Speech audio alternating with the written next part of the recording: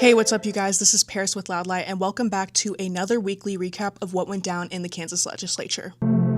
Last week, the legislature overrode Governor Laura Kelly's veto of a bill that forces transgender Kansans to change the gender markers on their license and also creates a bathroom bounty for transgender Kansans. It also allows Attorney General Chris Kobach to investigate anyone who is reported to him. This week, Kansans who have changed their gender markers on their license received a letter from the state saying that they needed to surrender their license and have it reissued. However, the bill's broad language still leaves many enforcement questions up in the air.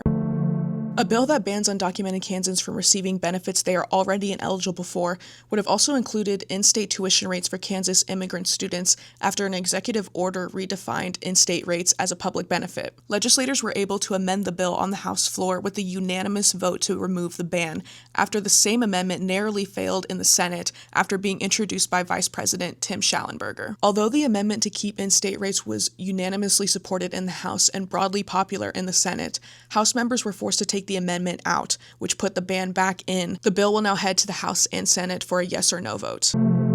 A bill that passed a Senate committee this week gives ICE the same protections as police officers and also requires citizens to treat them as first responders. This comes in the same month as an ICE whistleblower who was a lawyer and trainer for ICE resigned from ICE and publicly warned people about the lack of training and that they are being encouraged to enter homes without judicial warrants. During his congressional testimony, he described how ICE is minimizing training. What was taken out were classes on how the Constitution works. In fact, the class where we talk to the officers and teach them about the rights of protesters was cut from a 2-hour program into about 10 minutes that got shoehorned into a lecture about what the concept of a seizure is.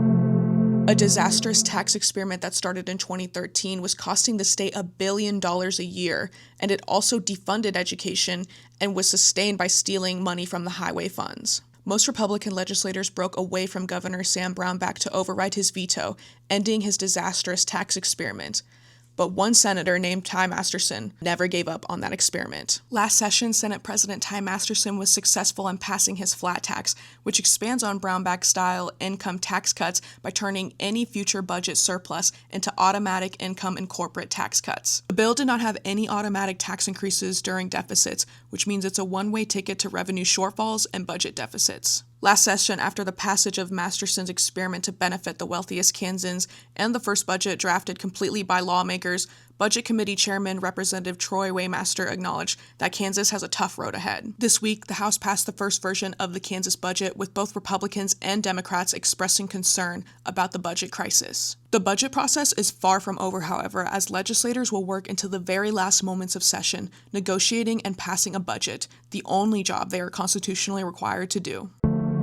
Well, that is all that I have for today's recap. This upcoming week is going to be the start of March, which means it is the last month of session before they go into the veto override session in early April. The last full month of session is when things tend to get a little crazy. You'll start seeing a lot more late nights, a lot more conference committees, and a lot more new policies that no one has had the chance to speak on. March is also the month that Davis will be returning, so stay tuned, stay engaged, and until next time, thank you so much, Kansas.